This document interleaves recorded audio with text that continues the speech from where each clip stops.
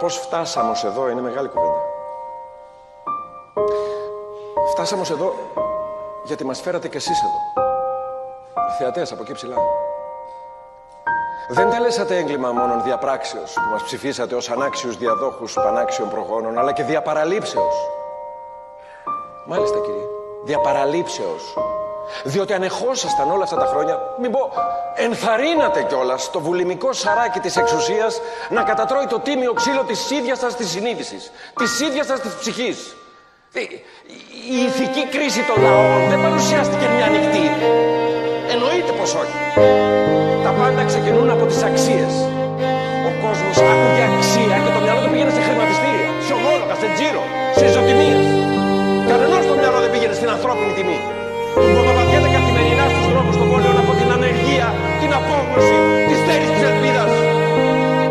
Το πρόβλημα ξεκινά από τη στιγμή που η αξία του κουστούμιου ξεπερνά την αξία του ανθρώπου που το φορά.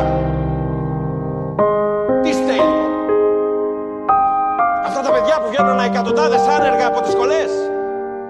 Αυτά τα παιδιά που ως πολιτικοί τους τάζουμε τον ουρανό με τα άστρα χωρίς να υπολογίζουμε ότι μια μέρα αυτά θα σταματήσουν να λάμπουν. Αυτά τα παιδιά που αντί να μαθαίνουν φερμπίν για τον ξεριζωμό της Κύπρου, για τη γενοκτονία των ποντίων, μελετούν τα στατιστικά της παραγωγής βαμβακιού στη δεκαετία του 20.